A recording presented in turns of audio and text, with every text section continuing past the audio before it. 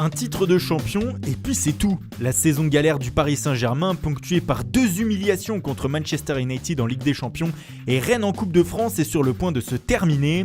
L'occasion pour Foot Mercato de faire un point sur les possibles gros changements qui pourraient intervenir cet été au sein du club parisien. Et il y a du boulot. Il est absolument nécessaire de trouver des joueurs fiables pour reconstruire cette équipe. Pour ramener de la concurrence, c'est absolument nécessaire. Voilà ce qu'a déclaré Thomas Tuchel dernièrement en conférence de presse. L'entraîneur allemand fragilisé en cette fin de saison et qui a vu quelques noms comme ceux de José Mourinho, Massimiliano Allegri ou encore Antonio Conte apparaître dans la presse pour le remplacer, devrait tout de même poursuivre l'aventure la saison prochaine à Paris. Et il réclame des renforts bien sûr pour faire beaucoup mieux que cette saison.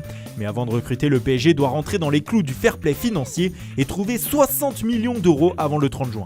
Une partie de la somme a déjà été récupérée avec les levées des options d'achat de Giovanni Lo Celso du côté du Betis Séville qui a rapporté 25 millions d'euros et de Gregor Skrikoviak au Lokomotiv Moscou moyennant 10 millions d'euros. Il reste donc environ un peu moins de la moitié de la somme à trouver pour satisfaire l'UEFA et la liste des potentiels partants côté parisien est longue. On pense à Thomas Meunier qui ne se fait plus d'illusions quant à son avenir et qui plaît à Manchester United. Levin Kurzawa, malgré un retour de blessure convaincant, devrait lui aussi faire ses valises. De même que Christopher Nkunku, toujours suivi par Arsenal et le Stade Rennais, ou encore Stanley Nsoki qui a réclamé durant la saison plus de temps de jeu.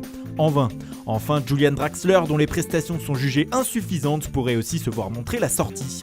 L'argent pourrait provenir aussi d'autres joueurs qui ne sont pas forcément sur le départ, mais dont une grosse offre pourrait convaincre la direction parisienne de les laisser filer. C'est le cas pour Edinson Cavani.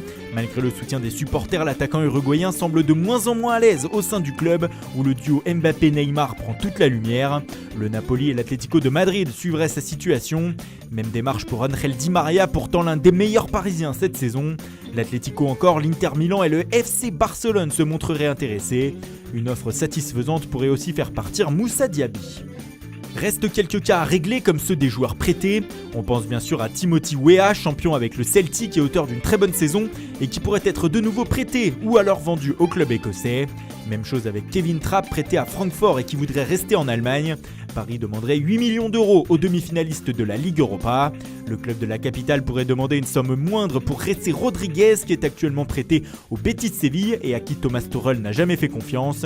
En fin de contrat, Dani Alves et Gianluigi Buffon devront rencontrer la direction afin de connaître leur avenir. Celui du gardien italien semble flou depuis sa boulette contre Manchester United. Thiago Silva, dont le contrat expire en 2020, devrait lui aussi passer par la case renégociation. Évidemment, les rumeurs autour de Neymar et de Kylian Mbappé devraient encore être quelque peu présentes. Le Real Madrid de Zinedine Zidane ne sera sans doute jamais bien loin. Le champion du monde français a tout de même martelé depuis l'élimination contre Manchester qu'il allait rester au PSG. Pour le Brésilien, tout dépendra des envies de son entourage, notamment Neymar Senior qui a une grande influence sur son fils. Seule certitude sur ce mercato, le départ acté est certain d'Adrien Rabiot. Le milieu de terrain français est en fin de contrat au 30 juin. Placardisé depuis janvier, le joueur formé au club n'a rien laissé filtrer quant à sa future destination. Beaucoup de départs donc pour se mettre à flot au niveau du fair play financier et forcément une obligation de recruter afin de renouveler un effectif arrivé en fin de cycle. Mais rien ne sera facile car pour se renforcer, il faudra sortir le chéquier.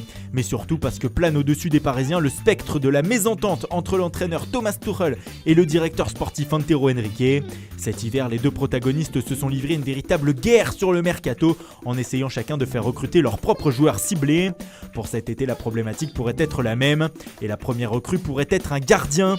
Marcin Bulka, portier de 19 ans de Chelsea en fin de contrat avec les Blues, pourrait donc débarquer gratuitement dans la capitale française. La piste de David De Gea est aussi toujours dans l'air, surtout que Manchester United ne disputera pas la Ligue des Champions la saison prochaine. En défense, les rêves les plus fous semblent permis pour Paris puisque ni plus ni moins que les noms de Matthijs de Ligt, de Kalidou Koulibaly, de Daley Blind ou encore du champion du monde Raphaël Varane ont été cités. Dernièrement, un autre Français est apparu dans la rubrique Mercato. Evan Ndinka, 19 ans et qui évolue à Francfort, aurait tapé dans l'œil des Parisiens. Du côté des latéraux, on peut citer les noms de Joao Cancelo et Alexandro de la Juventus Turin, de Cristiano Pizzini de Valence ou encore de Cristiano Biraghi de la Fiorentina. Le fameux milieu de terrain réclamé depuis son arrivée par Thomas Tuchel pourrait aussi arriver cet été. Et les pistes sont légion. À la volée, Donny van de Beek de l'Ajax, Miralem Pjanic de la Juve, Tanguy Ndombele de Lyon, Alan du Napoli, Idrissa Gueye d'Everton ou encore Bruno Fernandes du Sporting. Le plus proche pour le moment serait Ander Herrera de Manchester United. En fin de contrat le 30 juin, l'Espagnol arriverait donc gratuitement dans la ville lumière. Enfin, l'attaque ne sera pas la plus chamboulée sauf gros départ. 2 pistes ont pour le moment été souvent évoquées, celle menant à Nicolas Pepe, véritable maître à jouer de Lille cette saison et étincelant durant plusieurs mois complets, et Mauro Icardi en guerre totale avec l'Inter Milan et qui semble tout proche d'un départ. Voilà pour l'état des lieux du chantier parisien qui nous promet un mercato estival très chaud. Qu'en pensez-vous ? Qui doit partir ? Qui doit rester ? Qui doit arriver ? On attend vos avis dans les commentaires.